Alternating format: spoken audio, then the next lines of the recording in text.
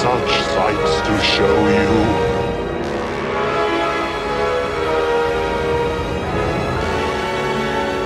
You are all going to die tonight.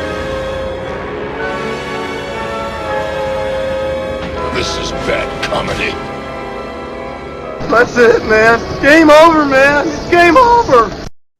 Good evening, everybody, and welcome back to Hun, your Geek is showing the most kick-ass podcast here over on YouTube. Joining me, as always, is the random man himself, Yeah. Guy JB, and I am, as always, that bitch, Callista fucking Valentine. Yeah. Whoop, whoop, whoop, whoop. So, Guy, how have you been, honey? I've been good. I've been out in the sun and playing the music today, so it's been. Yes, you've been gigging again. I've been doing indeed, and it was kick-ass. So, ha ha ha. Foreshadowing. Foreshadowing indeed. But no, it was really good gig, really good fun. So, got some great pictures out of it too. So, Awesome.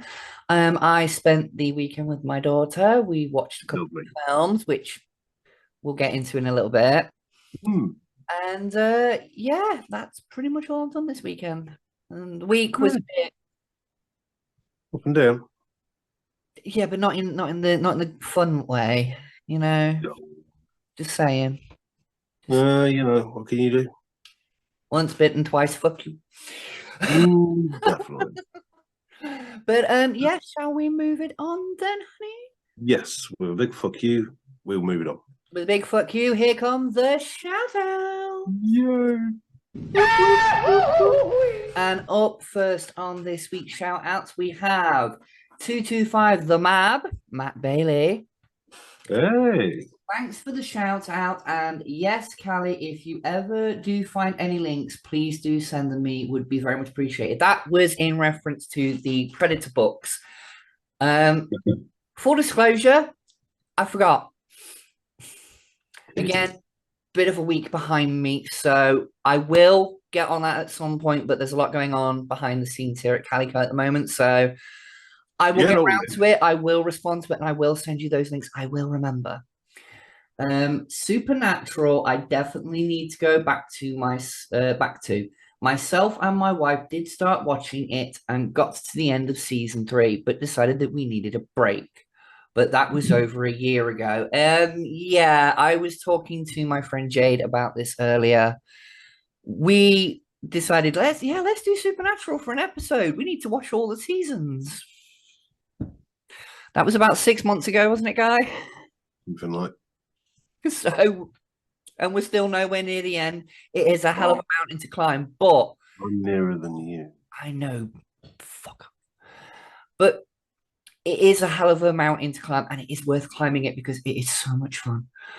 Season 7 has been brilliant with the Leviathans. Yes. Right at the end, right at the fucking end, I'm this close, edging towards it. Ooh.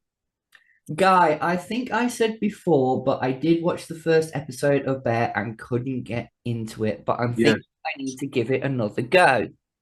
Yes, you did say that before, Mark. Yeah, give it a go. Give it a go. Not only is it beautifully shot, but it's such a look into, you know, mental health issues and stuff like that. So, as well as it being a great sort of comedy drama. Yeah. Dramedy?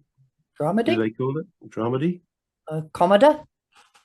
Yeah. No, that's a computer. No, that's a Commodore. Yeah. Now we're tangenting. Yes, you are. So, yeah, Mark, give it a go. There you go. Go back and check it out. Go back. Try again. And fuck Harry Potter? Question mark.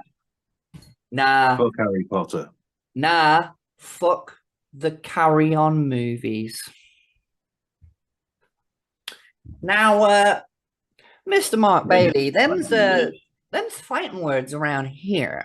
Okay, you're not gonna like an episode we've got planned coming up very soon. Then that's all I'm saying. You are not gonna like that episode. You will probably not watch that episode. No, you need to watch that episode because we're gonna have a very special guest and it's gonna be lots of fun. Yes. That's all I'm saying for now. We're going to have everyone's favorite mechanoid. Spoilers. Can we have a thing across the screen saying spoilers? Maybe. But that is it for Mark's shout out. Moving on to the next one. We have Mr. Jimmy Lee Clifford. Hello. Clearly, alcohol took some toll. I might have not had a headache, but my mental faculties were somewhere in the bathroom somewhere. I left them on the bed that night. Which one?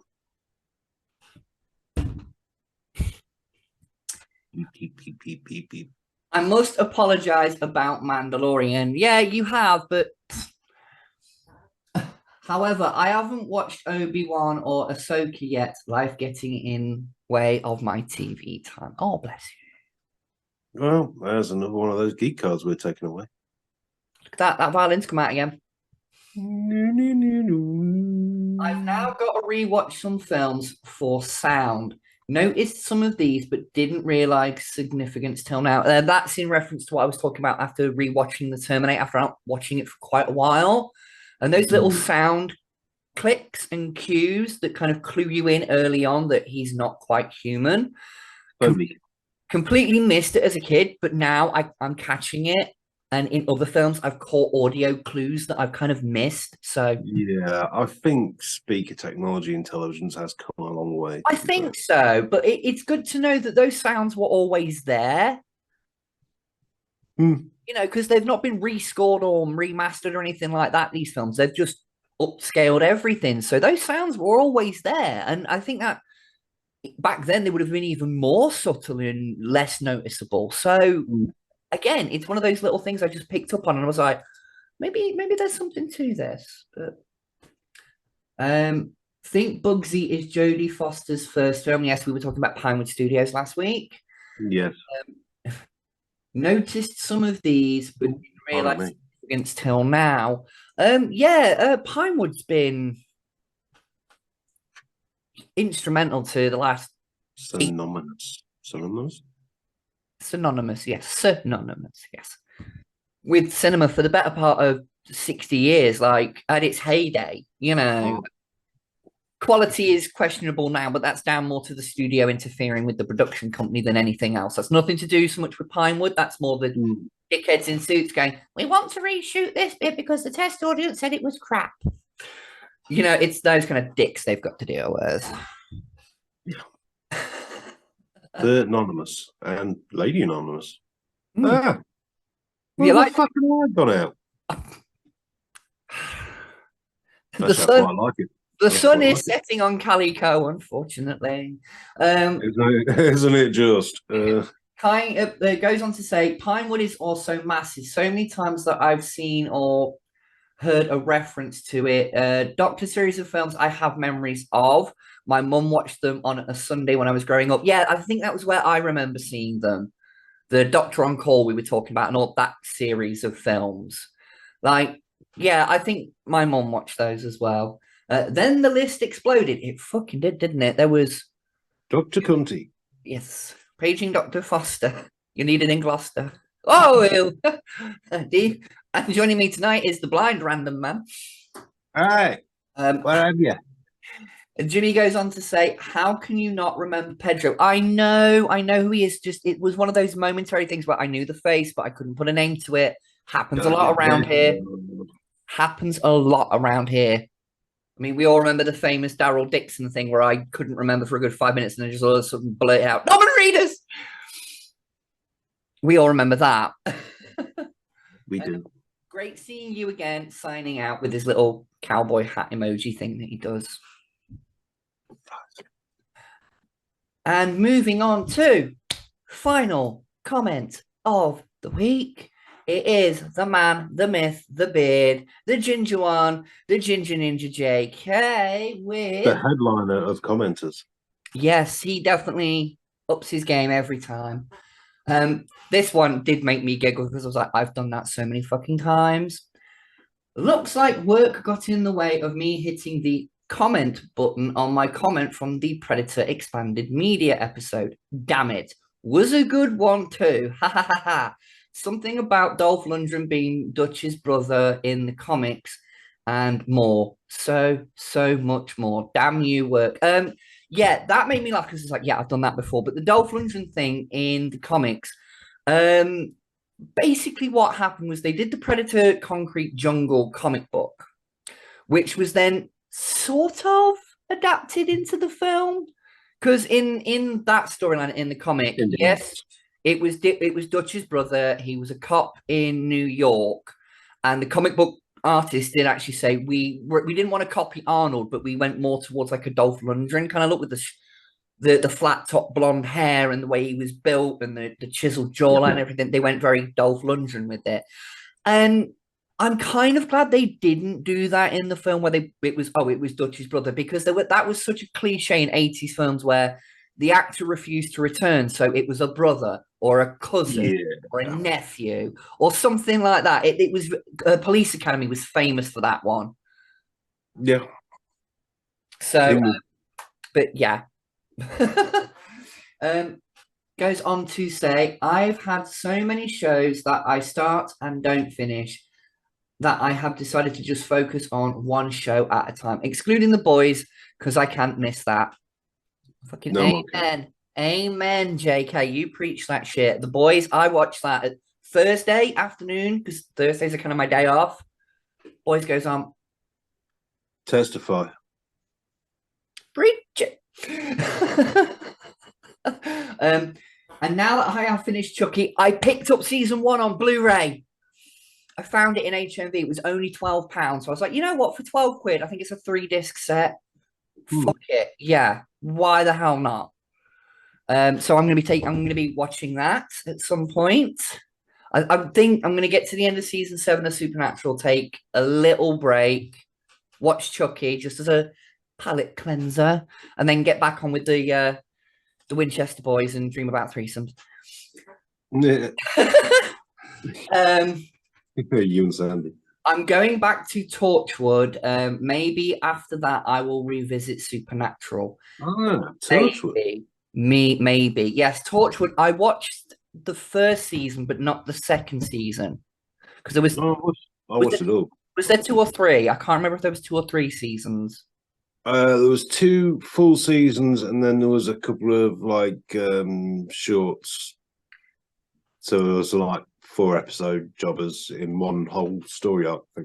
Yeah, I do remember that happening. I do remember that sort of like, it's not a full season, it's sort of feature length episodes kind of thing. Yeah, but yeah, like I do. Children of Men or something like that, and another one. I forget to recall, but just to bear with me a sec. It's charging. I'll tell you in a while a bit, but it's charging. Okay. There we go. Sorry, bit of real life there. Oh, and one thing I did want to mention is we were talking, I think it was last week or the week before, about Gotham. How you might want to check Gotham out. Yes, I keep meaning to. It is on Prime. I seen it advertised today because... is it free Prime or pay Prime? Free. Nice. Free to Prime. And I only know that because as soon as I put Prime on earlier to finish watching an episode of Supernatural while I had my dinner, the Batman came up, the Robert Plankinson one. And I was like, you know what? It's free to watch on Prime. Go on then. I'll give it a viewing. And because... Well, let's save that for a certain second. Yes. But when I clicked on that to add it to my watch list, Gotham was suggesting. I was like, oh, I bet it's rental, but no, it's not. It's included with Prime. All 5 seasons. So, like I said, if you've never seen Gotham, tangent, sorry, people. If you've never seen Gotham, it is worth at least watching it through once. Is that the one with Tony's brother in it? Yeah, playing Alfred. Yeah. Yes. And you know what? Honestly, I might hedge my bets on here and say one of my favorite portrayals of Alfred, because he's believable as a badass, but he's also got that caring side. Yes, which you kind of need in Bruce Wayne's butler. You need that, can be a badass, but also the father figure. And he nailed that for me in Gotham. He's one of my favorite reasons to rewatch it is him. And dynamic between Riddler and Penguin. That just gets fucking funnier as it goes on. Oh, right. I may have to check it out because I didn't do it the first time around. So Yeah, I think the problem when it first come out was a lot of people thought, oh, they're doing a Smallville, but like with Batman. That's what a lot of people thought it was going to be. And in all honesty, it focuses more on Jim Gordon, the police, and the uprising of the villains like Mr. Freeze, Poison Ivy, the Joker, things like that. And it deals with their origins because it wanted to establish them before Batman showed up. Yeah. You know, because a lot of Batman films have always sort of portrayed it as Batman shows up and then a supervillain comes along to try and stop him. They wanted it to be the opposite way around, where these supervillains are rising, so Batman rises to meet them, to fight them. Yeah. So it's worth a watch. Anyway, back to the comments. Sorry. Lots of great movies and some very dubious ones. Thanks, Disney. Made at Pinewood. A lot of movies I've really enjoyed. Crawl, Event Horizon, Interview with the Vampire, and so many more great episodes. Yes, thank you, JK. Oh, what about Event Horizon? Yeah, oh, that's a brilliant film. Brilliant film. Hellraiser in Space is the best way to describe it. But not the Bloodline 4 version of Hellraiser in Space. Yeah. I was going to say, I'm not selling it very well by comparing it to Hellraiser in Space, because we had Hellraiser in Space and it was not very good. So, but right, moving quickly on. Time to ask that question that I ask Gizmo every time I get home from going out shopping. What have you been watching, mate? And he turns around and goes, oh, what's the spider? Yeah, pretty much. I watched myself lick my own arsehole. Yeah, that's what mirrors are for. Yeah. Anyway, so what have you been watching then, mate? I've been watching. Well, you've already told us. Pretty fucking much. Yeah, there you go. So that's what I've been watching. There you go, Guy. Wicked. Right. Well, myself and the adjudicator had a little break from them Winchester Myers this week, and we watched Back to the Future. Back to the Future. Why am I saying Back to the Future? Not Back to the Future. No. Shit. Do you want to phone a friend? I may have to. Thank you, Beverly Hills Cop. So what's Beverly Hills Cop? I mean, yeah, I don't know how you got. So you begin with B, so fuck right off. Yeah, okay, so you've been watching the Beverly Hills Cop franchise. Which number did you get up to? Because I think you said last week you'd watched the first one. Yes. Then we watched 2, then 3, and then finally we watched number 4. No spoilers because I haven't watched it yet. Okay, without spoilers. It's fucking ace. Is it a return to form? Yes. I really enjoyed it. That's all I need to know. With these legacy sequels, I always say this, like Ghostbusters, Afterlife, and all that stuff. When that was coming out, I was like, I don't want any spoilers. I just want someone to say to me, it is as good as the original. It is worth your time watching it. That for me is enough to make me go, okay, I'm going to give it my attention for however long the film is. And if I think it's great, like I did with Ghostbusters Afterlife, I'll sing its praises. If it was meh, then I'm always honest about it. Like if I think it's meh, you know, I think the third one was better than Axel F. If it comes out to be my opinion, that's just my opinion. Everyone's got one. But what I've seen clips-wise, looks fucking epic. No, it's great. It's really good. It's not just, you know, in terms of action and spectacle and ting. It's, you know, nostalgia. Yeah, I'll go with nostalgia. Storyline as well. The storyline's good. It's a good story. Yeah, yeah. And if you hook me with a good story, well, you know. I think that is a problem with a lot of studios now, again, with legacy sequels, is they try to play too much sometimes on nostalgia. Like, remember this from the original? Well, we're doing it again, but funnier. Or, you know, and winks and nods one thing, but out just trying to appease. Like, things you loved about it 30 years ago, it's all here again, look. Hey. No, this is good in a different way. Good. With a good story. What else have we been watching? Oh, King of Collectibles season 2. Still haven't got on to that, but again, busy week. I got the adjudicator hooked on it. Give a bit of a bastard like that, and she loved it as well. So it comes with the adjudicator seal of goodness. 100% certified. Watch it, Con. But no, I mean, this is a thing where it is serious high-end collectibles. Oh yeah. It makes porn stars and all that sort of thing look like paupers. Mediocre bullshit. Yeah, this is the real thing. And there's a lot of sports memorabilia that they do, but they're also branching out into pop culture hugely. So yes, that was one thing I wanted to say, because when you mentioned about watching it last week, I've noticed more and more and more that the pop culture stuff is becoming more and more collectible. Of all things that I didn't think would become these big sought after collector items are McDonald's kids' toys. Yeah. From the late 80s, early 90s, like the Batman stuff from like the first 2 films. I've seen the individual little vehicle things go for like 30, 40 quid each. And I'm like, what? Yeah. I get it because nostalgia, but still, like a McDonald's toy that's. But yeah, carry on. But yeah, no, this is some serious shit. I will have to check it out. I will. A certain prototype figure, for instance.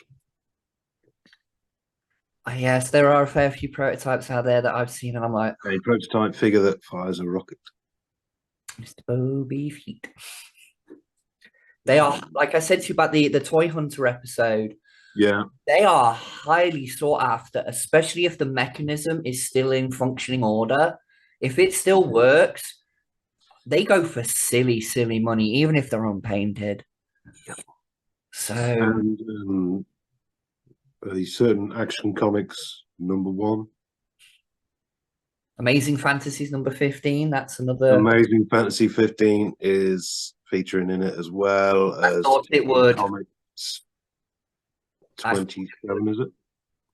Pardon? The Detective Comics 27, is it? For Batman, I think so. Yeah. So yeah, he's got some serious shit. Like I said last week, I will definitely check that out. It's just get to the end of season 7 of the Winchester Boys first. Yeah. And then by that time as well, the Boys, this season of the Boys will be over, because I think we've got one more episode. Well, of course, yeah, I did watch. I watched that too. Huey. Naughty boy. That's all I'm saying. Yeah. But right then, I think that moves us on to the meat of the episode for tonight then, doesn't it? It's time for the meat. It's time for the meat and the veg, and it's time for us to kick a little ass. We are, of course, talking about that wonderful, slightly underground comic, Kick Ass, and its movie adaptations. Yay! Sorry, Now, if you do not know the story of Kick Ass, it is about a youngster called Dave Lazowski who poses that question: why has no one tried to ever be a superhero? And then tries to be one by buying a wetsuit from eBay. Gets knifed, gets ran over, ends up with loads of metal plates in his body and fried nerve endings so he can't feel any pain. And decides yet again, to become the world's first superhero. And insanity just ensues from then onwards. He comes into sort of conflict slightly, but ends up working with another pair of heroes called Big Daddy and Hit Girl. That's a whole other barrel we're going to open in a little bit. And yeah, it's a balls to the wall, as insane as you can think it, action comedy superhero comic book. And there's 2 films. There's sort of we're going to talk about that a bit. But we'll focus first on the comic book because the comic book kind of came first. It had a bit of a meteoric rise because as the book was being printed, the script for the film was being written. So they kind of came out alongside each other. But here is my collected edition. Yay. As you can see, by two very famous names there. Let me get it on camera. Mark Millar and John Romita Jr. Yeah. Now, if you know that name from the likes of Spider-Man, need I say more? Some of the best Marvel arts came from that man's father, and he is just as fucking good. But there is the actual character designs on the back. That's Kick-Ass up here. Mm-hmm. Down here is Hit Girl. Very different designs to the movie, but we will get to that. Guy, have you read the comic book? No. Right, you really need to. I might have to lend you this. Okay. As good as the film is, we'll talk about this more in detail in a little bit. The book is very, very different. The character designs are very different. The ending is very, very different. And sort of some of the origins are the same to a point, and then they kind of pull the rug out from under you like, well, shit, I didn't see that coming. But I mean, the artwork in this, just flipping to any random page here. Lovely. There is one picture, and they show this off in the Blu-ray special features where John Romita is actually like working on it. And hit this guy in the head with a meat cleaver, and it is gory but brilliant. Some things I can't show because obviously, you know, there's lots of nudity. I'm trying to find the bit with the thwack in the head. This, I love this. It's Hit Girl using a flamethrower and it covers the whole page. Wow. Cool. How cool is that? That's very cool. You know, the artwork alone is worth the read. There is a bit, I swear, where she clacks some guy in the head with a freaking meat cleaver. Can I keep on talking? So, folks, as we wait for Cali to find the meat cleaver section, we will carry on.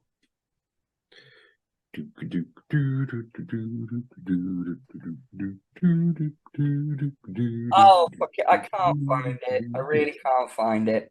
But no, if you've never read the book, go and check it out. Like I said, artwork is absolutely fantastic. Mark Millar and John Romita Jr. at their absolute best. Great.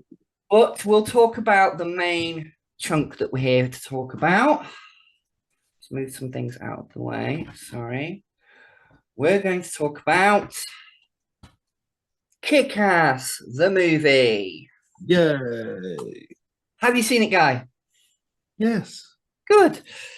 Thoughts then? Come on, Guy. You give us the thoughts. The plot loosely follows the comic book. Some names have changed, but it pretty much follows the same beats. I absolutely love this movie. I went into it knowing heck all about it, apart from, oh, it was a comic book. Oh, okay, cool. So I'm like, I'll check it out because, of course, you know, you see a trailer and you think, same. Yeah. You see a trailer and you think, ooh, I'd like to look. I'd like to look at that. Yeah. So, violence, it's right up my alleyway. Yeah, you know, it's your average workaday Joe becoming superhero, and what's not to love about that is very sort of the underdog story. Yeah, it's very Spider-Man-esque, but with no powers. Different. Yeah, it's different. He's got no powers. Yeah, he's just fucking whooping ass. Yeah, he's a guy in a suit. Yeah, yeah. You know, it stars Aaron Johnson as Aaron Johnson. Aaron Johnson Taylor as Aaron Taylor Johnson. Taylor Johnson. However, it's worded. It's Aaron Taylor Johnson. I'll tell you what it says on here. Professional. But yeah, he stars as Kick-Ass / Dave Wazowski. We have Christopher Minetz-Plasse as Chris D'Amico, the Red Mist. Don't get me on the pronunciation of that. I'm dyslexic. I can barely fucking read his name as it is. I'm watching you. He stars as Chris D'Amico / Red Mist. He's more known for his definite straight up comedy films like Superbad and things like that.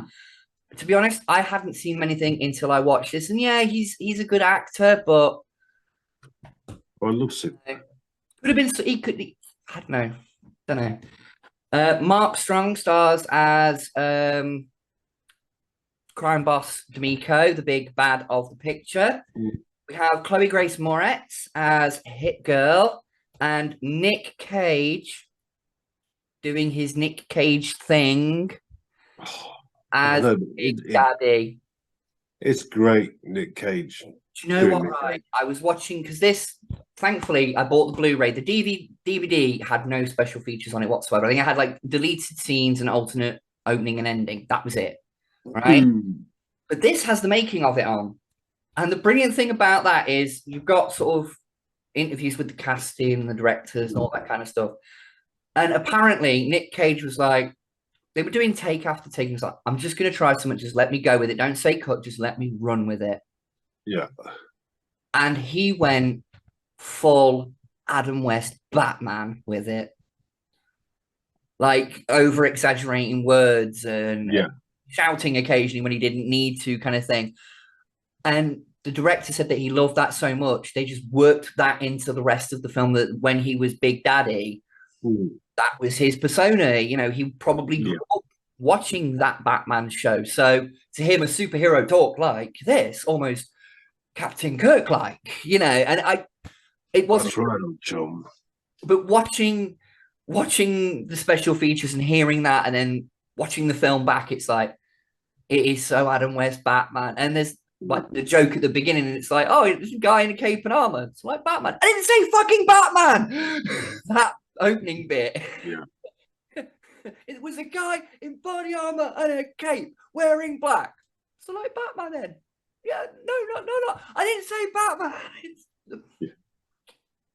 Again, if you've never seen this, definitely go check it out. You've got to have the right kind of sense of humor to get some of the jokes, though. Yeah.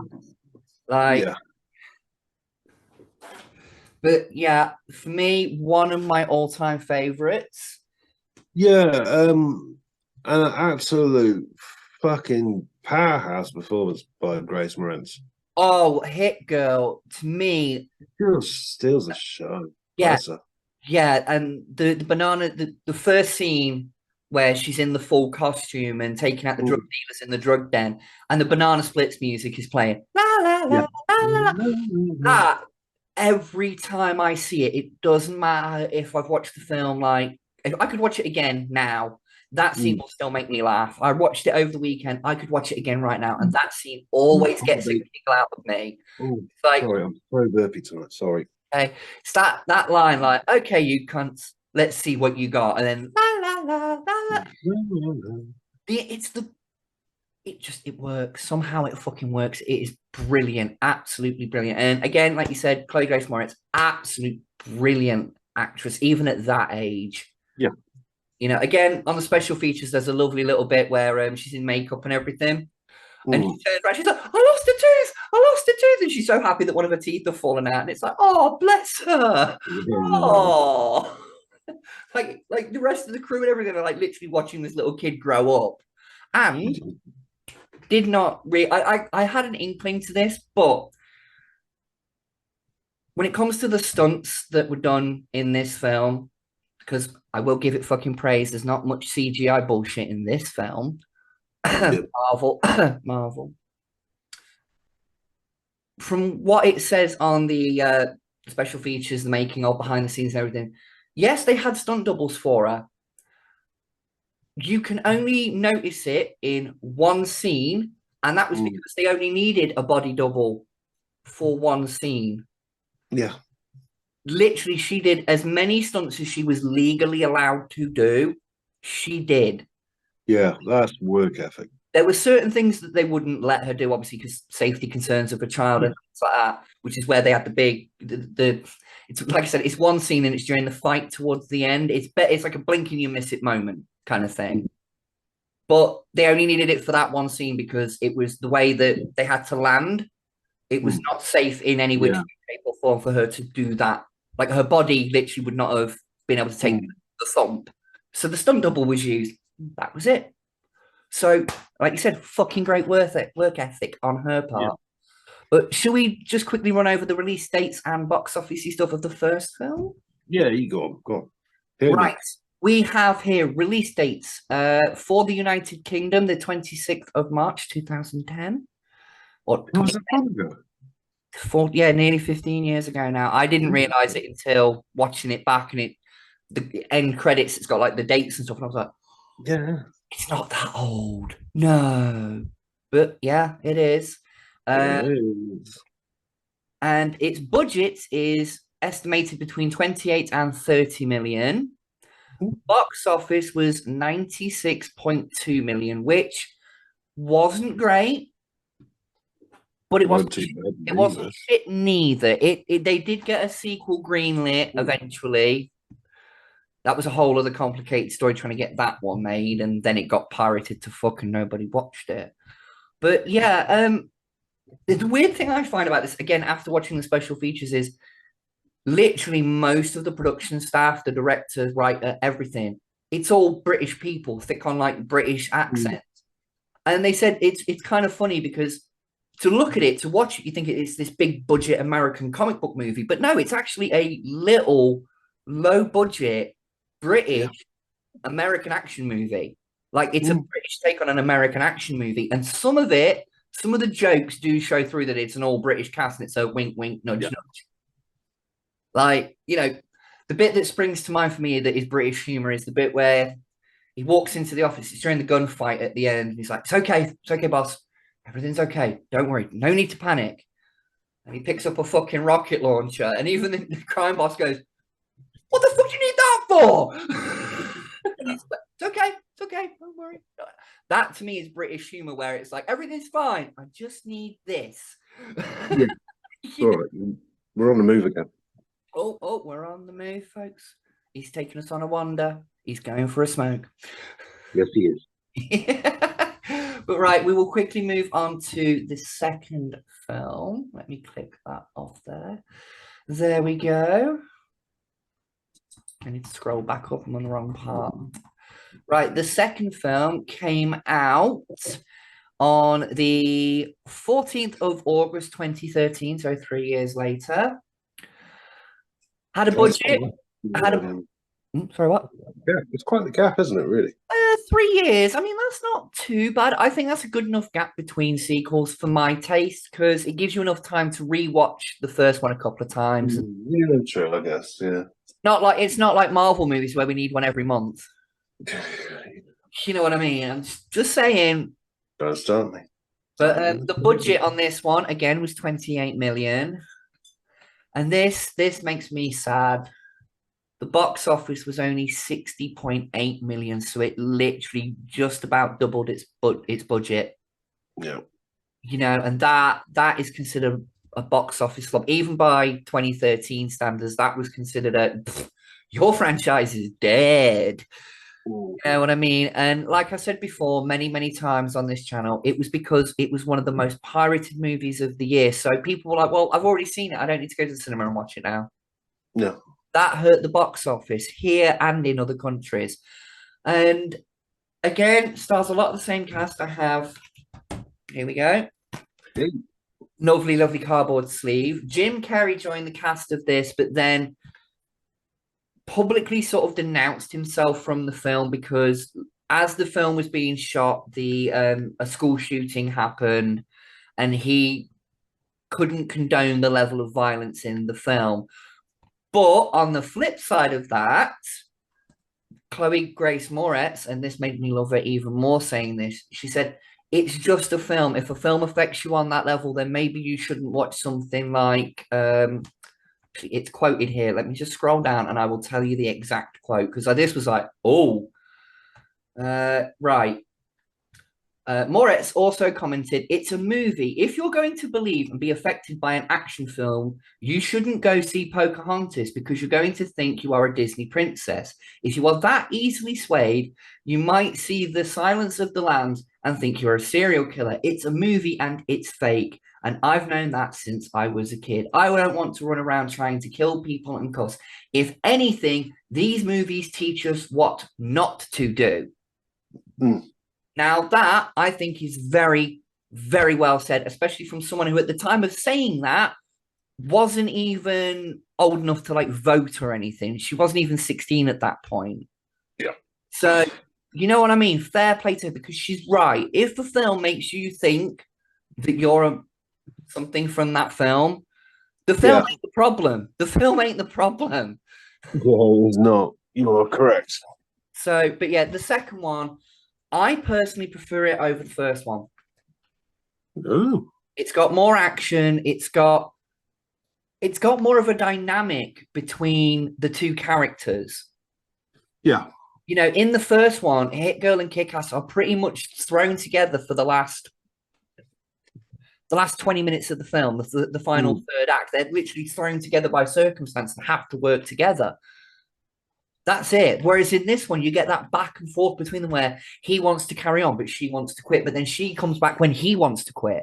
Like there's this, and I love that dynamic between the two characters. And again, crying fucking shame we didn't get a third one, because that arc needed to be carried on. It was, to me, it was almost like the setup for that sort of Batman Catwoman relationship.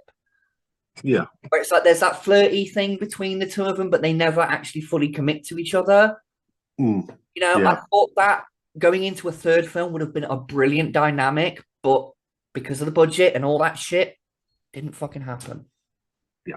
But Guy, your thoughts on the second film? No, I thought, to be fair, I thought it was perfectly good sequel. I mean, let's face it, the rule of diminishing returns usually says that, you know, the Friday the 13th franchise, they lowered the budget each time. Yep. He got worse. Police Academy. Need we go on, Freddy? You know. Yeah. So, you know, I thought it was bloody good for a sequel, to be honest. Yeah. Yeah, I did. I mean, I enjoyed it for what it was. I did think certain bits were better than the original. The one thing I didn't like so much on this one over the other one, and I again only recently learned this from watching the making of, some of the blood splatters, the way they did those, they weren't CGI. I thought they were. What they've done is they've done green screen composites, where the big one they pointed out is in the first film, there's a bit where Big Daddy slits a guy's throat with a knife. Now, on the day, they used a blood knife so they could get the mark on the throat. Yeah. But someone didn't like how the way they looked. They said it looked too fake. So what they did after the fact was they basically built a fake neck, did the effect on that so they could see the skin like pull open and the blood ooze out of it, make it more gory. And then they just green screened it in over the actor's neck. And it's slightly noticeable because it's got that CGI kind of sheeness to the blood. Yeah, you've got to sort of get the fact that it's 15 odd years ago. Yeah, but the thing is, I notice it more in the second one than I do in the first one. In the first one, I didn't really notice it so much. I was like, the cut looked real, but the blood coming out looked fake. Whereas in this one, when the cuts happen, you can blatantly see it's not really on the actor. It's only for a brief second, but you can kind of tell. But other than that, I absolutely freaking loved it so much that I actually bought the action figures to go with the second film. This is Kick-Ass, all armored up in the daddy armor. He's got his batons on his back. He does come with a pair of alternate hands. Ouch. He does come with a pair of alternate hands, but this is kind of odd. They are literally the same hands that are already on the figure. In the yellow gloves. And I can't, even with watching the film back recently, I didn't pay enough attention to his hands to know whether his gloves were black or yellow.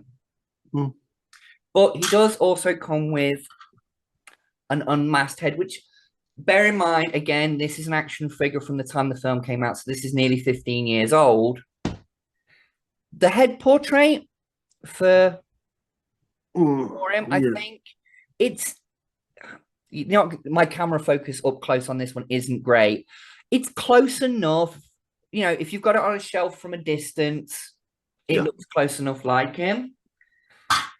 But as cool as that figure is, this one is even better. we have Unmasked Hit Girl. Again, Nice. I think the likeness is very, very well done on this one. A proper fabric cape, which is black on the outside and purple on the inside, which is accurate to the film. Yep. She comes with the stick that can be split in two, so she can use it as two or like this configuration. Comes with an alternate head, which is the motorbike head for that one scene in the film where she rides a motorbike. Neat little detail with this. The scale's a little bit off, but you can, she says, flip up the visor, and it has actually got a little Hit girl inside of it. But the weird thing is you put the two side by side, her head has shrunk to get inside that helmet. It doesn't quite line up. She comes with a pair of alternate hands, both are the same, with the pistols that she uses briefly in the film. The detail on them is really good because the actual, I don't know if you can see it on camera, but the stock on the gun is actually painted purple. Oh, cool. Which is accurate to the film. I didn't realize that. It's one of those details that you wouldn't see in the film. The costume is a nice metallic purple. Yeah. And very, very accurate. But my favorite thing about this, and also one of the most dreaded things, because it's like, don't lose these. Move her arm out of the way.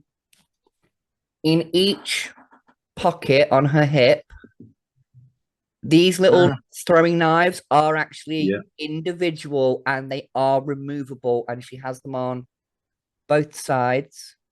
Cool. They are individual little blades. They are. I need tweezers if I'm ever taking them out.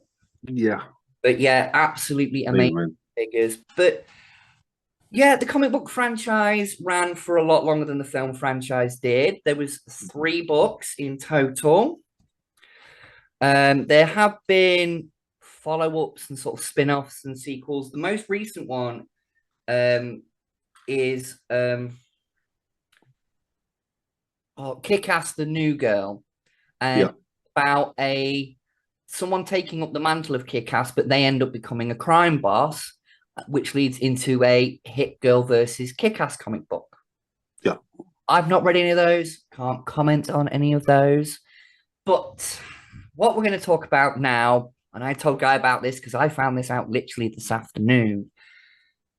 I had this whole thing planned out because I was going to do this whole thing like, oh yeah, I'm going to talk about what a Kick-Ass 3 movie should be like, and this is my idea for it, and this is my pitch for it. To then find out that there is actually a 3rd film being made. I'm going to take my glasses off for this one so I can have a little bit of a rant. Right. There is a 3rd film coming out, or rather it's being considered as the 3rd film in the Kick-Ass franchise. It is called School Fight. It has none of the cast from Kick-Ass in it. And it has been described as the in-betweeners with stuntmen. Now, I'm fucking sorry. The in-betweeners is shit. It's juvenile, boring, inane humor for anyone who still finds fart jokes funny. And there goes Guy giggling because he finds them funny. But I'm sorry, but that is not what I want from a Kick-Ass 3 film. There are, I don't want to do spoilers, but the way the 2nd film ends, with the little teasers that it kind of does, they could have done a 3rd film and diverged completely away from the comic and just had the same sort of characters and do their own thing. And I was hoping for that. That's what I thought a Kick-Ass 3 was going to be. Not this bullshit. I'm sorry. How is it even connected to the Kick-Ass franchise? That's what I want to know. And it's due out this year. Apparently, it's been filmed. It's ready to go. But no. The only thing that's been let out is the cast, and like I said, it's none of the cast from Kick-Ass. So no particular fanfare. No. apparently it's due out sometime this year. It was announced in January this year that it had been written, produced, filmed, and edited, and it's ready to go. It's coming out sometime this year. That's all I know. I And I'm can see like, that going straight to streamers. either straight to streamers or straight to fucking DVD. Yeah. Straight to the bargain bin mockbuster movies you see like as the the Grim Avengers, that kind of shit. But no, I don't. I'd love to see the original cast come back and do a proper Kick-Ass 3, continue the storylines that were set up at the end of Kick-Ass 2, because there was more there to tell. The way it ended things, it's like there's more here to tell. Hell, you don't even have to do it as Kick-Ass 3. You could do it as Kick-Ass Returns. Play on the superhero genre. And this is one thing I will rant about a little bit, right? These two films, as we pointed out, are 10, nearly 15 years old, respectively. I enjoyed these, even watching them for the millionth time. I enjoyed these two films back to back more than anything Marvel has put out in the last 2 years. I'm just saying it. Now, I think if you are suffering from Marvel fatigue, like a lot of us are at the moment, if you've never seen these films, or if you have seen them once but not seen them in a long time, I highly recommend going and watching these films, because it was such a fucking palate cleanser for me. Watch these films and have these superheroes in realistic fights, have choreographed fight scenes on actual sets with actual people doing actual stunts. It says something about it. Like I'm pointing directly at Marvel and Disney on this one. We like the Thor Love and Thunder, where a lot of it wasn't even on proper sets. It was those 3D screen bullshit things they're using now. Not even a proper set. I'm sorry. No, these films, when you watch the action scenes and people get knocked over and thrown into lamps and sofas get knocked over, do you know what? That's actually happening in the room. It's not a projection in the background, or it's not going to get filled in with CGI later. The fight scenes are actual fucking fight scenes. It's actually choreographed. It's actually enjoyable. Yeah. So come on, then, got your thoughts. No, I can't help but agree there, to be honest with you. Let's face it, who doesn't like the real? Yeah. I mean, CGI should be there. We've said this many times. It should be there to enhance the world of the film that you're watching. It should not be there to be the world of the film that you're watching. It's getting to the point where you might as well not even have a film studio. You might as well just have a green screen in your front room. You can film an entire film from your front room, right? Yeah. We don't want that. We want film. I personally, right, this is just me saying this. I want Hollywood and films to go back to this kind of filmmaking where you have to train up the actors to be able to do the fight scenes and the stunts and things like that.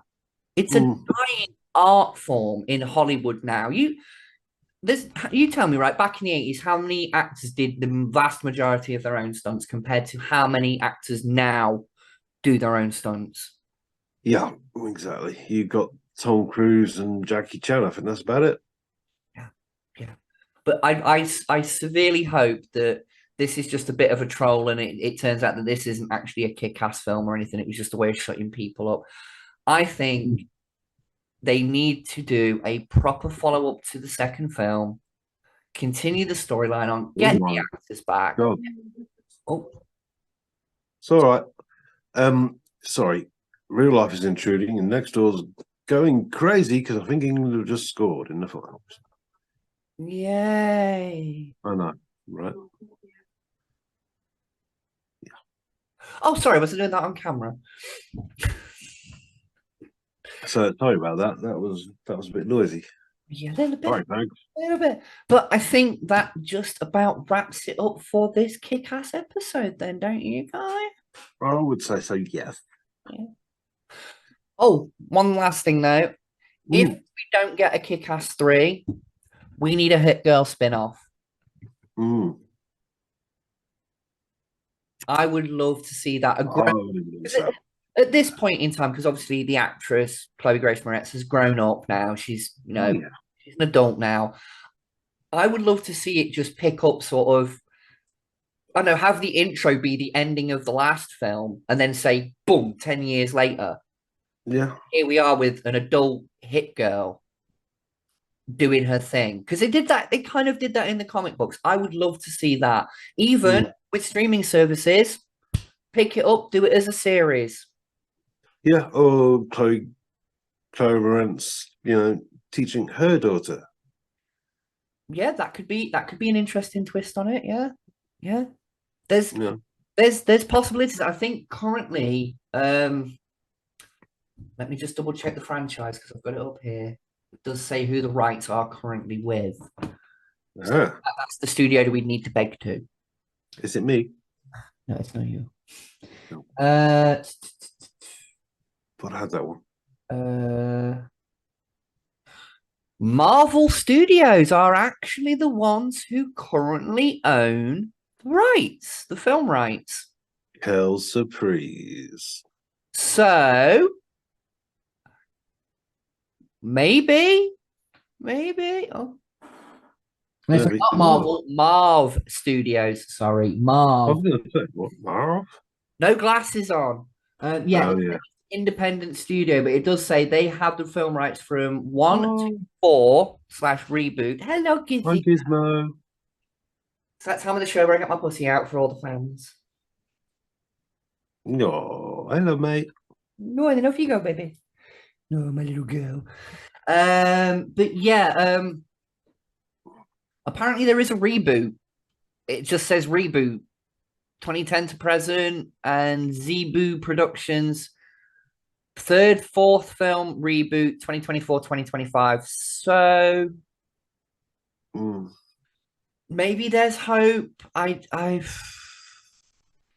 But yeah, there are 2 more films, School Fight and The Stuntmen, which is supposed to follow on from that one. Again, I don't know how these are connected to Kick-Ass when no connecting cast from the original. There is no connection. The worst thing, my brain, I'm a bit of a pessimist, but my brain just went, no, are they going to do that really, really horrible thing where they bring the characters back for like the first 5 minutes of the movie and then kill them off? Oh, God. Jamie Lee Curtis, Halloween Resurrection. She's in it for the first 5 minutes and then Michael gets her. It's like, okay. Working the bandit free, the whole thing.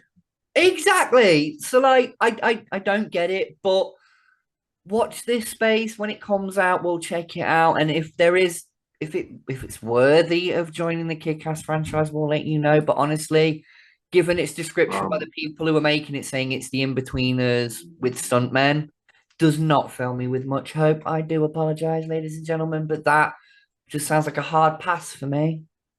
There you go. You heard it here, folks. Hot take.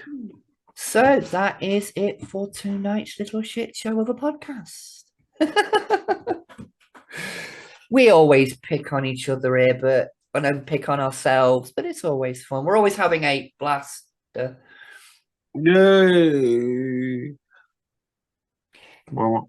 Gizmo's looking for attention now, so it is time for me to go. Yes, and so is the adjudicator. So. Yes, but it's a good night from him. And it's good night from her. We'll catch you in the next one, everyone. That's my bracelet. Little cunt. I'm leaving that in. Good night, everyone. Bye. Good night. Take it easy. Bye-bye.